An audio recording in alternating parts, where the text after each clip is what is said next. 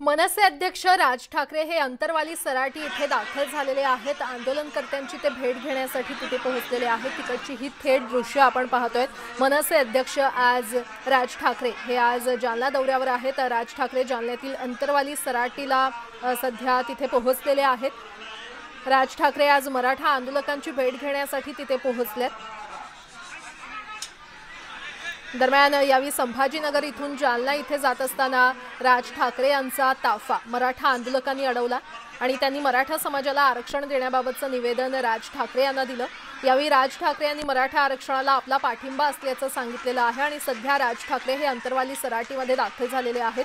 तिकडची ही थेट दृश्य आपण पाहतोय। अंतरवाली सराटी गावात आता जाऊन ते मराठा आंदोलक मनोज जरांगे यांची भेट घेणार आहेत। राज ठाकरे यांनी रविवारी उपोषणकर्ते मनोज जरांगे यांच्याशी फोनवरून देखील संवाद साधला होता आणि फोनवरून संवाद साधत त्यांना धीर देण्यात आला होता। या आंदोलनामध्ये आम्ही तुमच्या सोबत आहोत असं राज ठाकरे यांनी मनोज जरांगे यांना म्हटलं होतं। आज ते सराटी गावात सध्या पोहोचलेले आहेत। आज ते आंदोलनकर्त्यांशी भेट घेऊन त्यांच्याशी संवाद साधणार आहेत। कार्यकर्त्यांनी इथे मोठ्या प्रमाणात गर्दी केली असल्याचं देखील आपल्याला पाहायला मिळतंय। मराठा आंदोलक देखील मोठ्या प्रमाणात इथे एकवटलेले आहेत। राज ठाकरे यांची भेट घेण्यासाठी ते पोहोचले।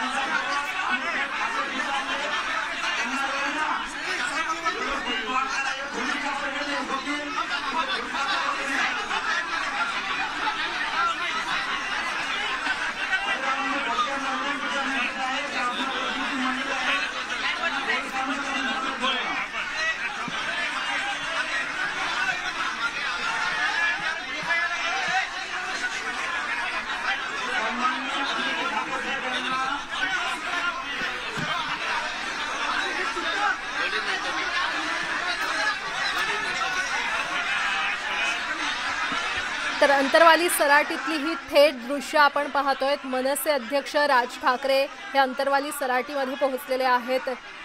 मराठा आंदोलकांची भेट घेण्यासाठी ते तिथे पोहोचलेले आहेत आणि उपोषणकर्ते मनोज जरांगे यांची भेट घेण्यासाठी ते अंतरवाली सराटीमध्ये दाखल झालेले आहेत। तिकडची ही थेट दृश्य आपण पाहतोय।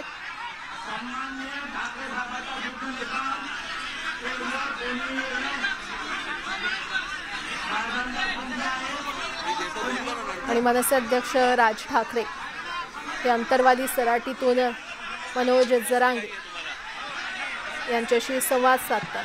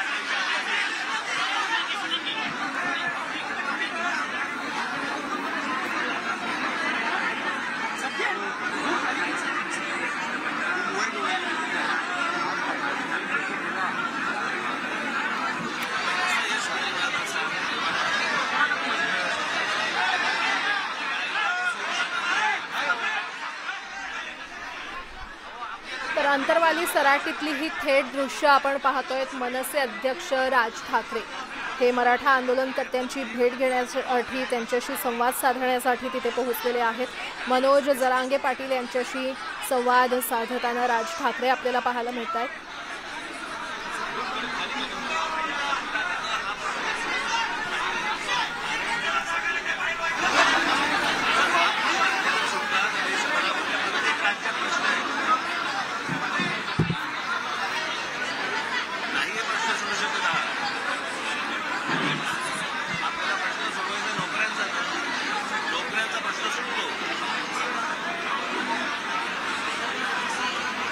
कशासाठी आपल्याला दबाव आणायचा ना हे आपण ठरवलं पाहिजे।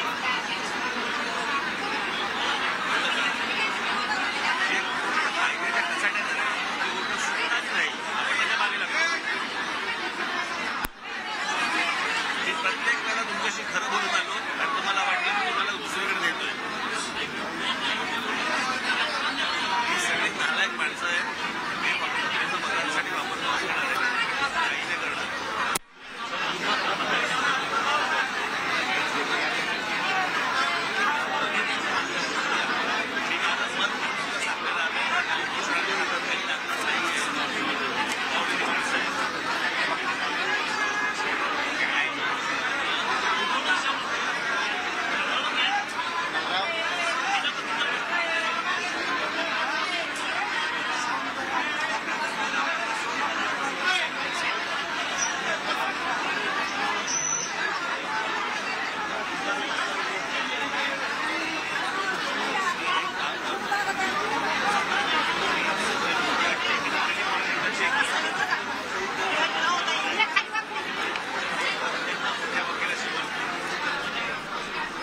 तर राज ठाकरे हे आंदोलकांशी चर्चा करताना पाहायला मिळत आहेत। राजकारण्यांच्या नादी लागू नका असं राज ठाकरे यांनी म्हटलेलं आहे। मराठा आंदोलकांशी ते चर्चा करतायत। घोषणांनीच तुम्हाला रस्त्यावर आणलं असं देखील राज ठाकरे म्हटलेले आहेत। राजकारण्यांना फक्त मतं हवी आहेत, त्यामुळे राज ठाकरे हे सराटीतील आंदोलनस्थळी सध्या पोहोचलेले आहेत। आंदोलकांशी ते चर्चा करताना संवाद साधताना पाहायला मिळत आहेत आणि राजकारण्यांना फक्त मतं हवी आहेत असं राज ठाकरे यांनी यावेळी म्हटलेलं आहे। राजकारण्यांच्या नादी लागू नका असं देखील राज ठाकरे यांनी आंदोलकांशी संवाद साधताना म्हटलंय। घोषणांनीच तुम्हाला रस्त्यावर आणलं असं देखील राज ठाकरे म्हटले।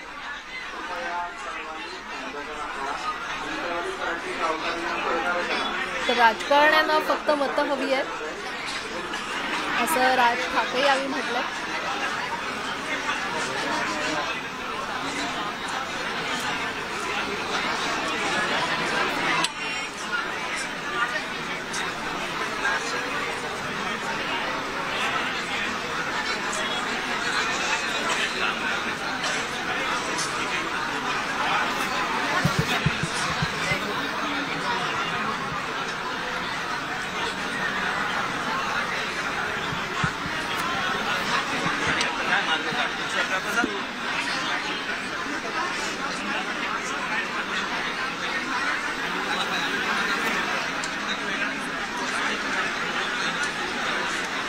राज ठाकरे हे आंदोलकांशी चर्चा करतायत। घोषणांनीच तुम्हाला रस्त्यावर आणलं असं राज ठाकरे आंदोलकांना म्हटलेले आहेत। राजकारण्यांना फक्त मतं हवी आहेत, राजकारण्यांच्या नादी लागू नका असं राज ठाकरे म्हटले।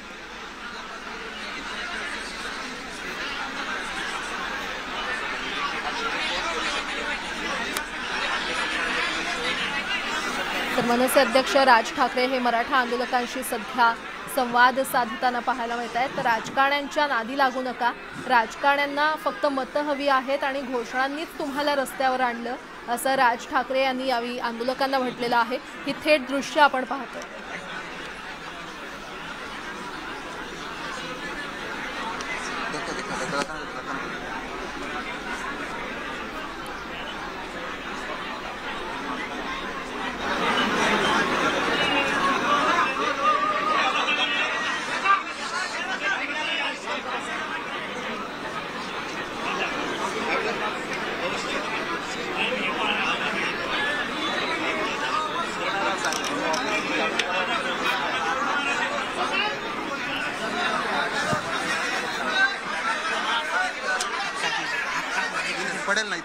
खाली बसलो मी कोण धरले करा बघा ना कसं काय करता राव ऐकू तर दिलं ना ऐका ना कान धरले का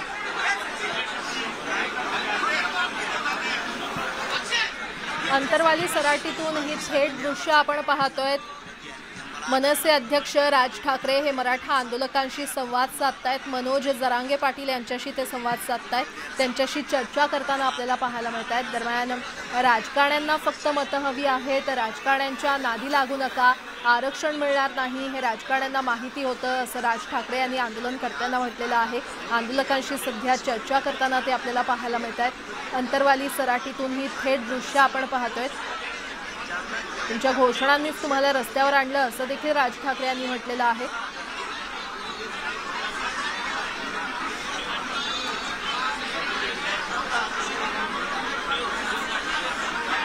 दरम्यान राजकारण्यांना फक्त मतं हवी आहेत, राजकारण्यांच्या नादी लागू नका असा सल्ला देखील राज ठाकरे यांनी या आंदोलनकर्त्यांना दिलेला आहे। राज ठाकरे सध्या आंदोलकांशी संवाद साधतायत, चर्चा करतायत।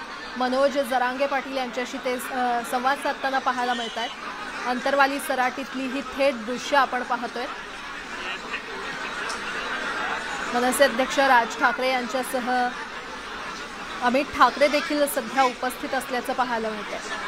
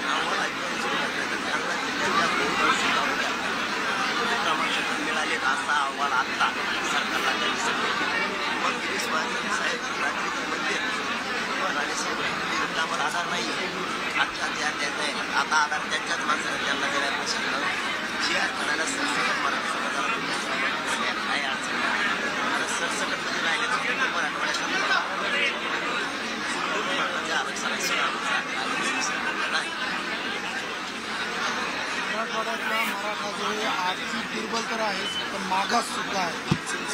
प्रामुख्याने त्यांना कुणबी प्रमाणपत्र मिळालं, शिक्षण मिळालं।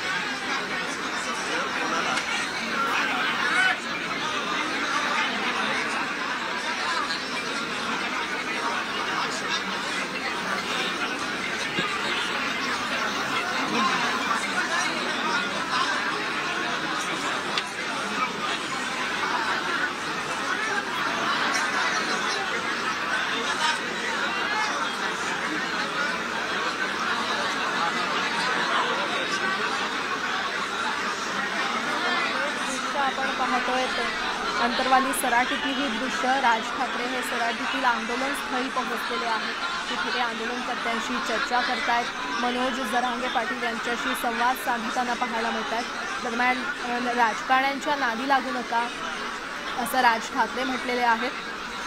घोषणांनीच तुम्हाला रस्त्यावर आणलं, राजकारण्यांच्या नादी लागू नका, राजकारण्यांना फक्त मतं हवीत असं राज ठाकरे यांनी म्हटलेले आहेत। आंदोलनकर्त्यांशी ते सध्या चर्चा करताना आपल्याला पाहायला मिळत आहे। राजकारण्यांना फक्त मतं हवी आहेत असं राज ठाकरे म्हणत आहेत। अधिक माहिती देत आहेत आमच्या प्रतिनिधी नयन कारेकर आपल्यासोबत जोडल्या गेलेले आहेत। नयन, राज ठाकरे हे आंदोलनकर्त्यांशी सध्या चर्चा करताना पाहायला मिळत आहेत, काय नेमका संवाद होतोय? नक्कीच आपण बघू शकतो राज ठाकरे जेव्हा संभाजीनगरमध्ये दाखल झाले तिथेच मराठा समाजाच्या बऱ्याच कार्यकर्त्यांनी त्यांना तिथेच अडवलेलं आणि त्यांच्याकडे स्वतःची कहाणी सांगितलेली आणि तेव्हाच राज ठाकरेंनी त्यांना सांगितलं की तुम्ही त्या सगळ्या राजकारणाच्या नादी लागू नका आणि तुमचं जे आंदोलन आहे ते शांतपणे चालू ठेवा वगैरे. आणि आज आपण बघू शकतो की राज ठाकरे इथे आलेले आहेत. राज ठाकरेंनी काही दिवसापूर्वीच आपण बघितलं की एक मोठी ट्विटरवर पोस्टही टाकलेली की कशा प्रकारे आतापर्यंत हे आंदोलन शांतपणे चालू होतं, पण ज्या प्रकारे हा जो लाठीचार्ज झालेला आहे त्याचा त्यांनी तीव्र शब्दात निषेधही केलेला. आणि काल त्यांच्या पक्षातले नेते बाळा नांदगावकर ते स्वतः इथे आलेले आणि तेव्हा सुद्धा राज ठाकरेंनी जरांगे पाटील यांच्यासोबत फोनवरतून चर्चा केलेली आणि तेव्हाच त्यांनी सांगितलेलं की आज ते त्यांना भेटायला येतील आणि त्याप्रमाणे ते आज भेटायला आलेले आहेत. त्यांची भेट घेण्याच्या आधीही बाकीच्या मराठा कार्यकर्ते जे आहेत तिथे सगळे मराठा समाजाचे लोक त्यांची सुद्धा भेट घेतली आणि त्यांना सुद्धा त्यांनी सांगितलेलं आहे की तुमचं जे आंदोलन आहे ते तुमचं योग्य पद्धतीने सुरू ठेवा.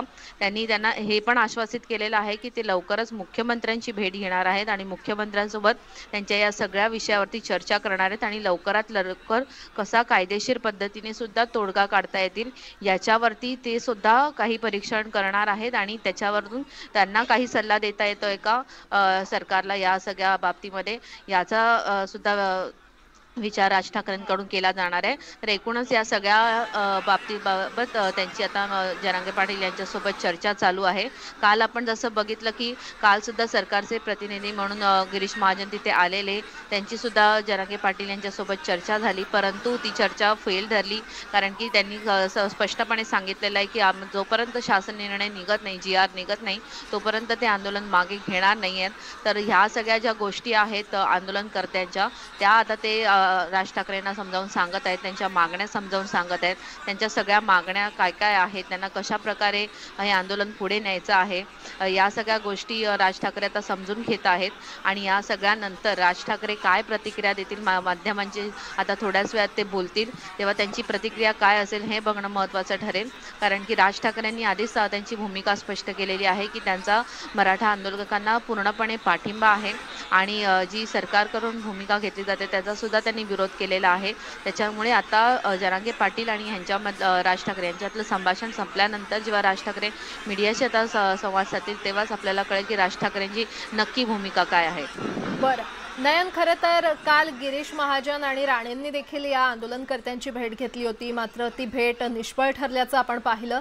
मात्र आज राज ठाकरे कुठेतरी या आंदोलनकर्त्यांची समजूत काढताना पाहायला मिळत आहेत. काय शक्यता आहे, आंदोलन मागे घेण्याची शक्यता आहे का? आंदोलनकर्त्यांची नेमकी आता भूमिका काय असावी? आंदोलनकर्त्यांना त्यांनी आवाहन नक्कीच केलेलं आहे कारण की आपण गेल्या वेळेला सुद्धा बघितलेलं जेव्हा त्यांनी टोलवरून पुन्हा आंदोलन सुरू केलेलं खड्ड्यांवरून आणि टोलवरून, तेव्हा सुद्धा जेव्हा राज्यभरात मनसेचे पदाधिकारी सगळीकडे आक्रमक झालेले तेव्हा त्यांनी सुद्धा सांगितलेलं की शांतपणे सुद्धा आपण आंदोलन करू शकतो. आणि तसंच सल्ला त्यांनी आता मराठा आंदोलकांना पण दिलेला आहे की तुमचं जे म्हणणं आहे तुम्ही शांतपणे सांगा जिथे, कारण की बऱ्याच ठिकाणी STची वाहतूक ठप्प आहे, खाजगी वाहतूक ठप्प आहे, व्यापाऱ्यांनी बंद पुकारलाय, त्याच्यामुळे सर्वसामान्य नागरिकांना सुद्धा त्रास होतो आहे. आणि तेच राज ठाकरेंनी यांना समजावून सांगण्याचा प्रयत्न केला आहे की तुमचं आंदोलन तुम्ही तुमच्या पद्धतीने चालू ठेवा, परंतु सगळीकडे बंद ठेवल्यामुळे जी सर्वसामान्यांची गैरसोय होते ती आपल्याला कुठेतरी टाळणं गरजेचं आहे. आणि हाच एक सल्ला त्यांनी आता दिलेला आहे. त्याच्यामुळे त्यांच्या सल्ल्याचा विचार करून मराठा आंदोलक आता काय निर्णय घेतात हे बघता येईल. आता आपण जसं बघू शकतो दृश्यांमध्ये राज ठाकरे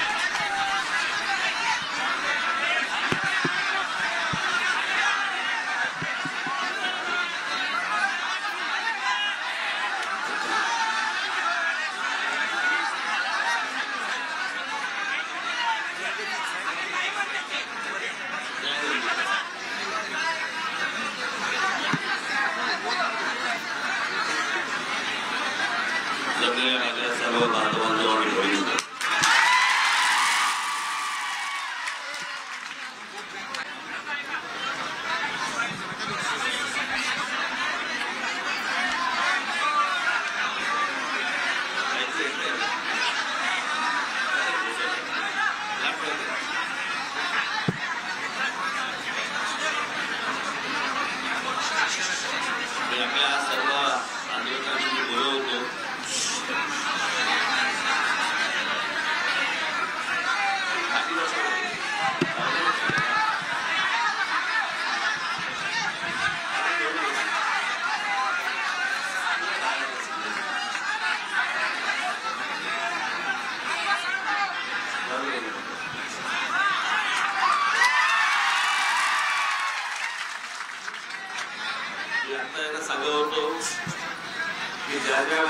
तुम्हाला काही गोष्टी सांगितल्या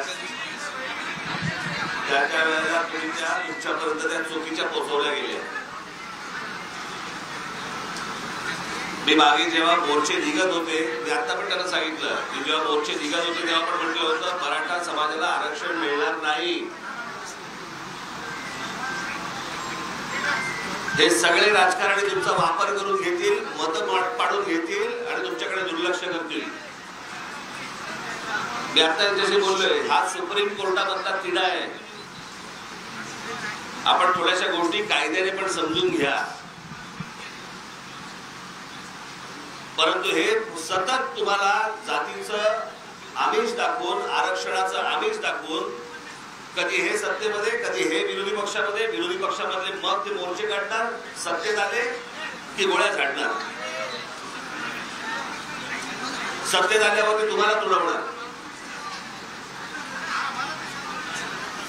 जेव्हा विरोधी पक्षामध्ये असतात त्यावेळेला यांना प्रेम आलेलं असतं तुमचं, आणि सत्तेत गेल्यानंतर मग हे सगळे मारायला उठतात. मी आता तेच सांगत होतो, म्हटलं तुम्ही पोलिसांना दोष देऊ नका. पोलिसांना आदेश कोणी दिलेत ना त्यांना दोष द्या. पोलीस काय करणार, ते तुमच्या आमच्यातलेच आहेत. जे म्हणून सांगितलं गेलं त्यांना ती गोष्ट करायलाच लागणार. मी मागे पण सांगितलं होतं, आठवतं तुम्हाला की छत्रपती शिवाजी महाराजांचा पुतळा उभा करायचा आहे समुद्रामध्ये. या एका पुतळ्याच्या नावाखाली तुमच्याकडनं मतं मागितली गेली सगळ्यांनी. मग समुद्रात जाऊन फुलं टाकली. 2007 किंवा 2008ला हा विषय आला होता. तेव्हापासून मी सांगतोय हा पुतळा होऊ शकत नाही. एवढा मोठा पुतळा समुद्रामध्ये उभा करायला ही अशक्य गोष्ट आहे. आणि तेव्हा मी म्हटलं होतं की महाराजांचं स्मारक हे खरं तर गडकिल्ले आहेत आपले. हे गडकिल्ले सुधारले पाहिजेत. आपल्या येणाऱ्या पुढच्या पिढ्यांना आपण दाखवलं पाहिजे आमचा राजा कोण होऊन गेला ते.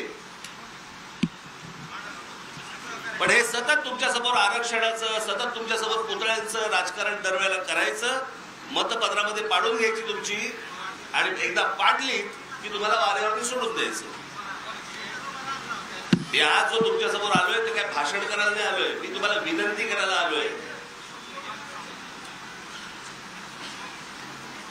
की ज्या लोकांनी तुमच्यावरती काठ्या बरसवल्या ना, ज्या लोकांनी तुमच्यावरती बुलेट बंदुकीत मारायला लावल्या ना पोलिसांना, त्या सर्व लोकांना तुम्ही पहिल्यांदा मराठवाडा बंदी करून टाका.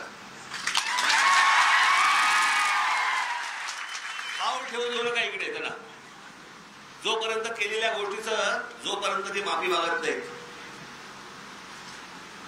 काल मी कुठेतरी ऐकलं देवेंद्र फडणवीस म्हणाले झालेल्या गोष्टीचं कोणी राजकारण करू नये. अरे वा,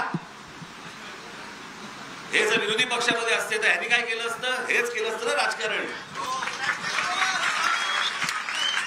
मी काय आज इथे राजकारण करायला नाही आलोय. ज्या प्रकारचं मी ते फुटेज बघितलं आणि ते पाहिल्यानंतर मला ते बघवलं नाही, ज्या प्रकारे माझ्या माता भगिनींवरती गाठ्या बरसत होत्या. पण आता मला यांनी काही विषय जे सांगितलेले आहेत, लवकरात लवकर मी मुख्यमंत्र्यांची भेट घेऊन त्यांच्या कानावरती घालीनच. त्यात काय कसा मार्ग निघतोय मला आता तुम्हाला काही सांगता येणार नाही. मला या लोकांसारखं खोटं बोलता येत नाही. त्याच्यामुळे मी तुम्हाला उगाचच्या उगाच कुठची तरी आमिष दाखवणं, उगाचच्या उगाच काहीतरी गोष्टी सांगणं, खोटं बोलणं हे मला जमत नाही. माझ्याकडनं ते होणार नाही. परंतु आता यांनी मला जो सगळा विषय सांगितला त्या विषयामध्ये मी मुख्यमंत्र्यांशी बोलीन, अजून कोणी त्यातले तज्ञ जे असतील त्यांच्याशी बोलीन. जर विषय सुटण्यासारखा असेल निश्चित सोडू.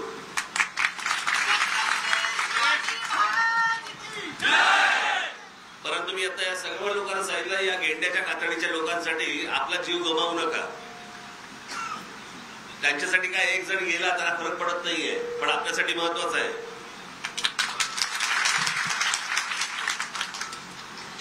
आणि परत या लोकांच्या कधी नादी लागू नका.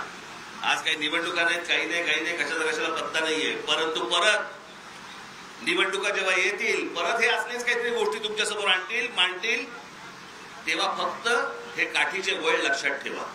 धन्यवाद. जय हिंद, जय महाराष्ट्र.